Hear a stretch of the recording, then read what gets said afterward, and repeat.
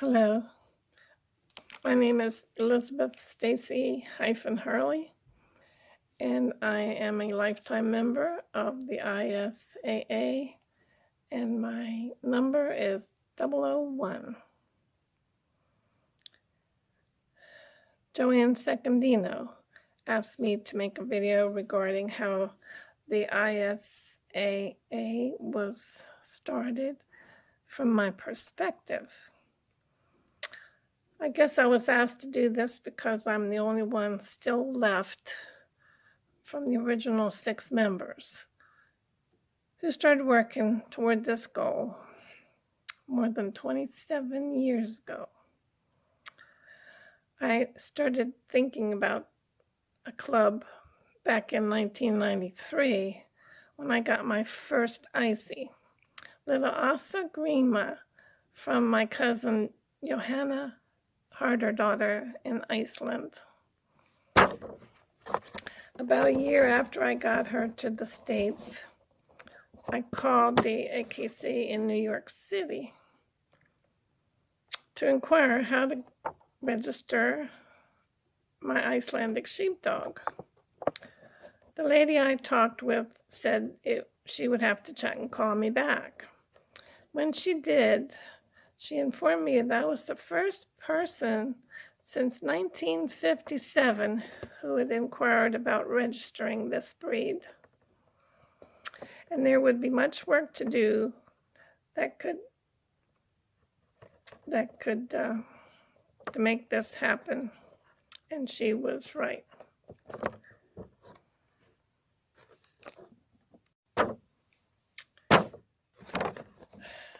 She mailed me a large portfolio of brochures listing all the things that would be needed to do to bring the breed up to recognition. Lots of hoops to jump through, but I was determined to see what I could do to help start things off, and my journey began. A couple years ago, when Grima and Tiri had their first litter, I sold the pups and met one of the puppy buyers when he came to pick up his pup. His name was Kirk Thor. He was a second-generation Icelander and was quite enthusiastic about the breed. He bought a male from me and later a female from Iceland so he could have a breeding pair. I've never wanted to be president of any club, so finding him to be so enthusiastic about these dogs, I was easily able to talk him into becoming our very first president. He got the ball rolling, and via the internet, we found a number of other like-minded people who joined our ranks. The ISAA was born, and with all of 6 members who communicated via the internet.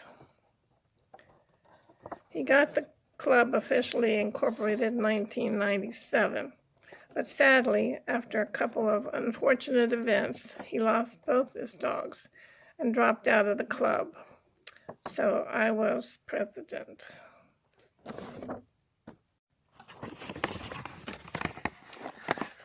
Luckily, at around that same time, Kathy Engstrom came to visit me to pick up her pup from Grima and Tiri's next litter. And she volunteered to be president and began the first ISAA monthly newsletter. She carried on for some time as president until some personal changes in her life made it difficult for her to continue. Then, Lori Julius volunteered to take over. Her husband had started the first small website for the club, and she was very active in breeding and showing her dogs. And like me, we showed in ARBA, the American Rare Breed Association in Washington, D.C. But, as sometimes happens in clubs, there were political problems, and she resigned her position. That left me to be the next president, something I definitely did not want to be.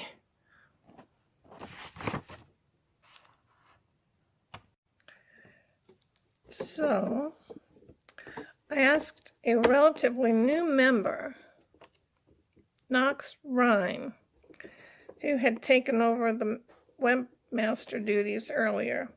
He had first said no, insisting he was just as happy to be the webmaster.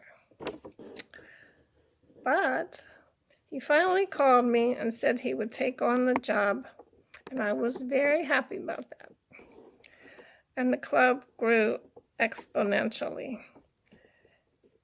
He led the group to the cusp of full AKC recognition.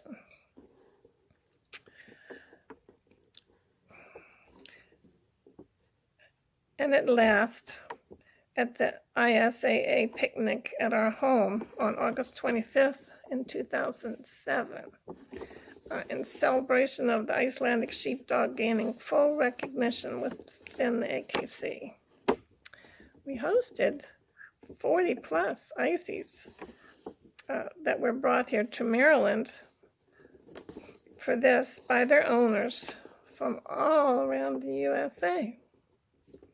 It's quite a party. The 10-year anniversary of the ISAA was definitely something to celebrate for us all. Please give all your Ices a big hug for me. Thank you. Bye.